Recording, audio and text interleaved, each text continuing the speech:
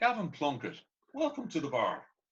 Thank you very much. Been looking forward to it for a while. How are you, sir? I'm very good. We've got a portrait of yourself on the wall, a lovely Hair's shot, looking good. and you're looking, if I might say, relaxed. Things are good. I've been relaxing. I've been busy, but I'm kind of getting used to the new norm, as they say, as the setup, as looks like it's not going to be such a temporary setup now. So we're looking at doing this for quite a while. But no, things are good. Things are good. Where We're are getting you? the setup. In Dublin? I live in Portmarnock. Good place to be for this type of for the lockdown. I'm very close to the beach. I've got 3 kids, so they're younger. They're 11, 9, and 6. So it's been challenging trying to keep them going and so on and so forth. But look, it's been fine. The weather's been so exceptional over the last 4 weeks that being able to go out has been great, hasn't it? It's been super. Like, we haven't had any bad days, so we've been doing lots and lots of exercise. So being able to bring the kids out, they were very enthusiastic initially, but it's starting to wane a little bit on their evening walks and so on. But I was thinking about it. If this happened over the Christmas time, if this had started over Christmas time, it would have been an awful lot more challenging, I suppose. But look, we're good. We're keeping safe. The kids are good. I think we always talk about the resiliency of kids. They've been using technology to keep in touch with their friends, so they don't feel like they're missing out. Schoolwork has been going pretty okay with them because they've introduced some of these new applications, which makes our lives a little bit easier. They know what they need to do, so they haven't been swinging out of us, and we haven't been necessarily having to beat the teacher all the time. So it's been giving us some help. But no, all in all, we're happy. We're pretty good. Of course, you've got another angle. Your wife is also, once you're on the digital front line, she's also working out of the home full on at the moment, I guess. Well, no, she's working in Hollis Street, so she's part of the clerical accounts, and so she's working 1 week on, 1 week off. So she's working job share. So she's actually in Hollis Street every second week. So that creates its own challenges, but nobody really prepared for this. So we were all kind of thrown into it. I think I've said it. I haven't traveled. I haven't stayed at home this much. I can't remember in 5 years. And I suppose initially I was a little bit worried about it and going, how is this going to work? How am I going to adapt? And it's funny. I think the kids are showing some grit and showing that it can be done. But for us, for me, I think it's been good as well because I think you have to relax a little bit in terms of your working day is slightly different, particularly when Sonia's working. So I get up a little bit earlier, I do some work, do some emails and so on, but then take a couple of hours to make sure that the work is getting done, and then go back upstairs and then keep working. And the kids have been kind of doing stuff themselves. But I suppose what's really coming through is how we're working differently. And whereas I thought this would be slightly temporary, I see this as much more permanent approach that this is going to take. And by that I mean examples being like last year I did over 20 flights. I did 20 trips abroad, and they were meetings and meeting people and so on. And it was it was the done thing, right? I'll come over, we'll meet the teams, we'll go and do this. And that was the standard approach to these things. Now it's now acceptable to get in touch with your clients or whoever you're trying to meet and say, right, let's get a meeting. We set up a video conference or a team or a Zoom or whatever you're going to be using. We'll set it up for this time, and that's the sort of that's an acceptable way of doing things. Yeah. And it's funny because the technology's always been there, but this is kind of accelerating it now. We're now seeing that this is going to be the approach that we're doing the short to medium term. But I see this now going, do you know what?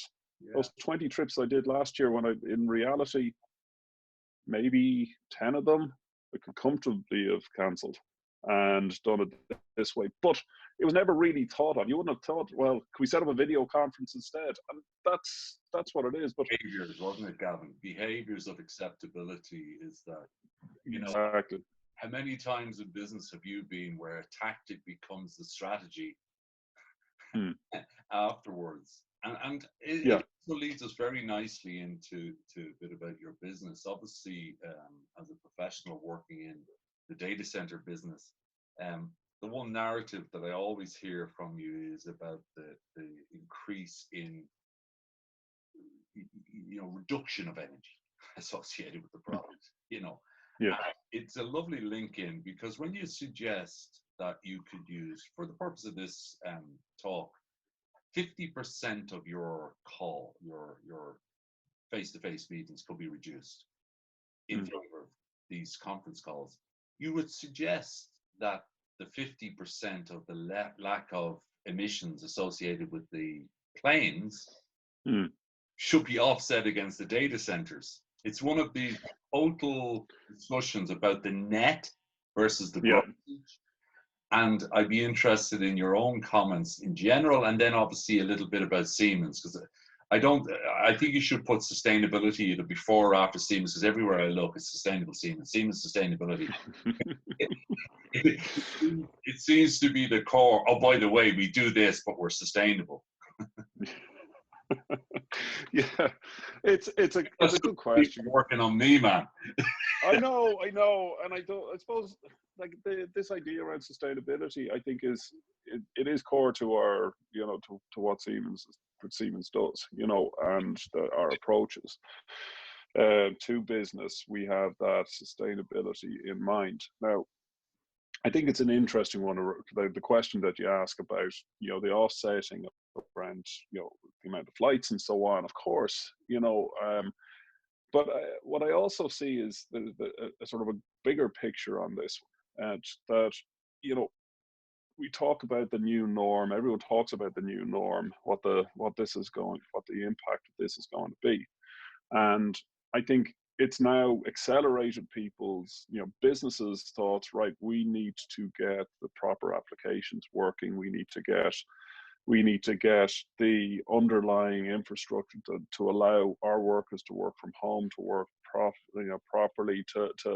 and really looks at how companies are approaching this. But what the underlying common denominator on all this is, it's data.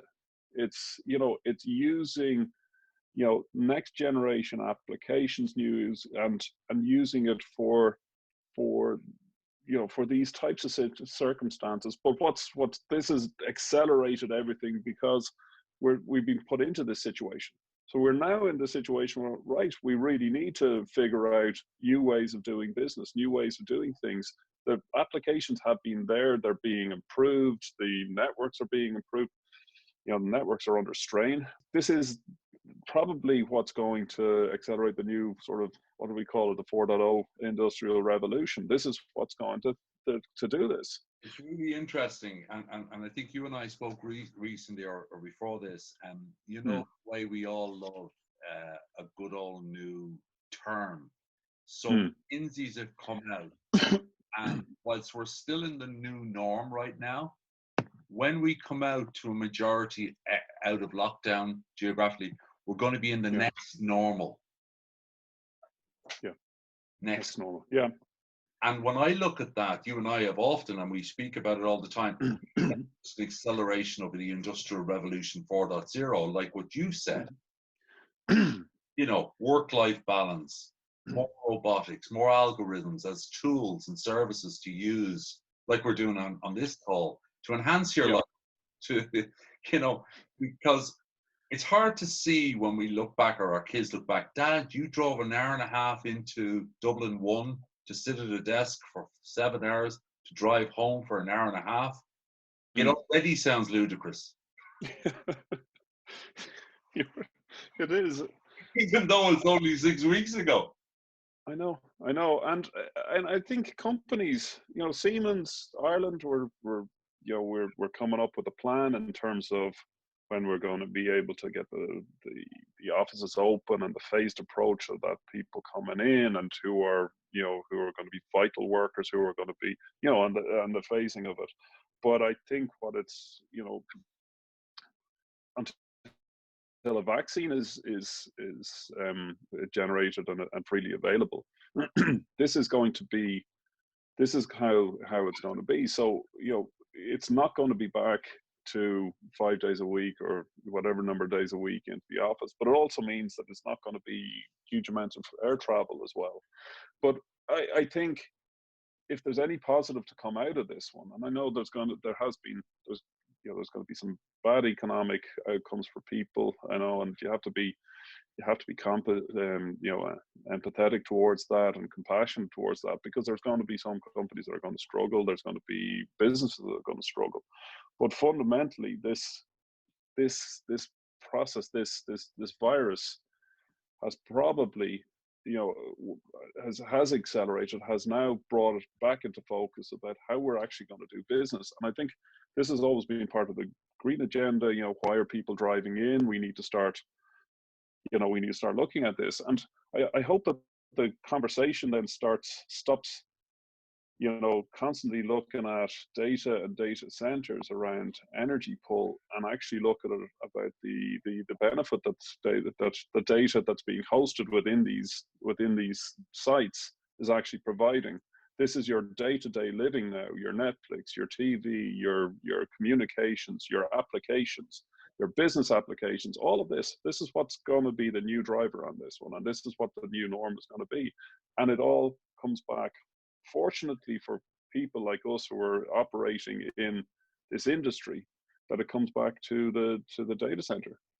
And I think the discussion, there is no getting away from the fact that data centers, raw material is electricity. But I think it's so important that it's not often discussed, as the largest purchasers of renewable energy worldwide right now are the ICT companies. So there's a move towards actually making all the green electrons green data. And depending on where society-wise will dictate how fast that moves. So it's really interesting that at least the discussions are being had. And I may have said before, the mood music has slightly changed at the moment. I saw one commentator say, "Ooh, data center operational people are part of the essential workers." Yeah. It makes you think, right?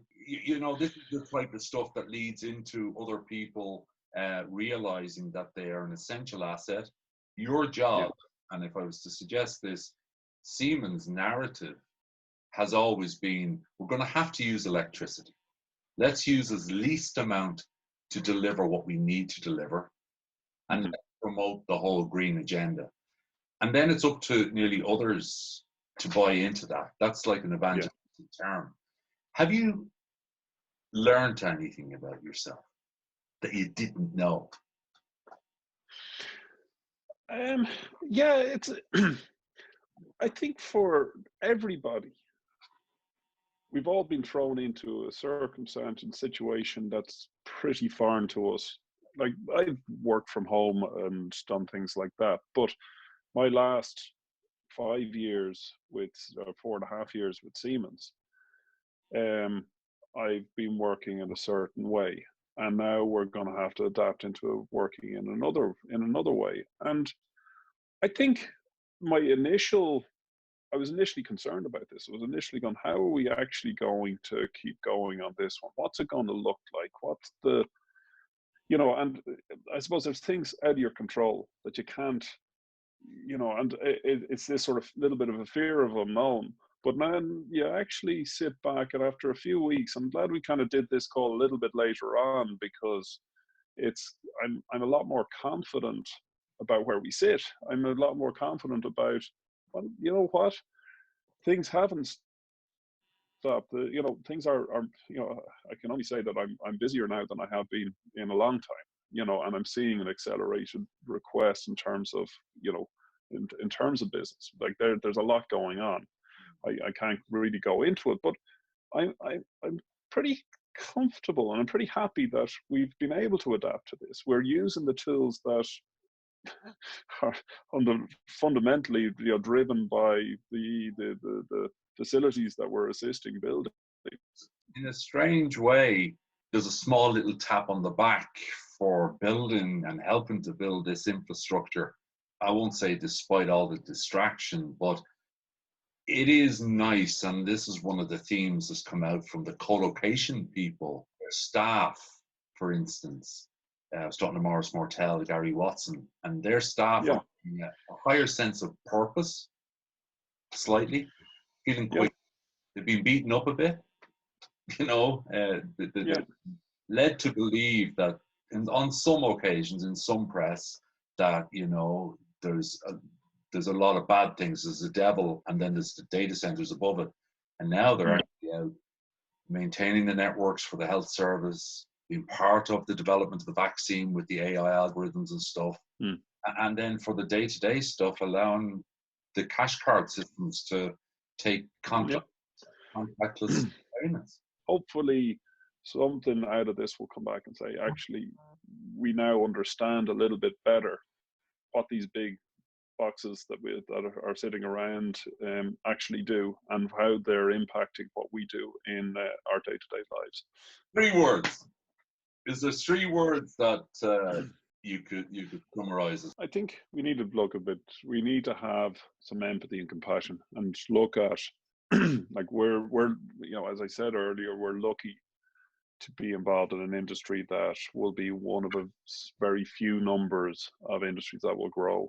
We'll see some growth this year. I think ourselves and pharma are probably the only 2 that will potentially grow this year. Others will all be affected. So I think we have to be cognizant of that. And I think I think community is important. One of the things I said at a personal level, before this, I suppose we didn't really do a huge amount as a family, because we were, every evening there's something to be done. If I was traveling, then, it's very tricky. I was coming back, and then weekends there was, you're doing your taxi services, and you didn't really get out and about as much as you would like in the community. Now that we have some more time, we're actually talking to people. We're talking to our neighbors a lot more. We've got to understand and got to appreciate where we live a lot more. I think community is really important, but I think one thing that really we have to be careful of is complacency as well. That we just can't. I think what we've done, and when we look back, I hope when we look back in 12 months' time, we can see that what we did really made a difference. Because I think that we've done, the Irish people have done a great job, and I think there's been good leadership in terms of where we've got to, and why we're in a situation that so few. I know it's still a very high number, but the relatively low number of people that have been affected, and for those people who have had fatalities on it, it's obviously it's devastating. But I think we look at it and say, well, the numbers aren't that big, and it's it mightn't have affected you personally at level. So I fear that there's a complacency that might come through on people. So I think we need to be careful on that one, and just stay the course for the next number of months. So I've picked up 3 words, C's: community, compassion, and complacency. Words that you pick, I think. Gavin, thank you so much. Garry, thanks for having me. We're the initiator of Siemens becoming part of Host in Ireland. They had asked before, and unfortunately they haven't made the cut. But I think it was about your approach, even before all this. You like collaborating, I think. You like being around competitors, not any other reason than their shit's the same as your shit. It's better that we share it then. Always believing that we're right. And I thank you for that. And I thank you for bringing Siemens in. You've been a great partner.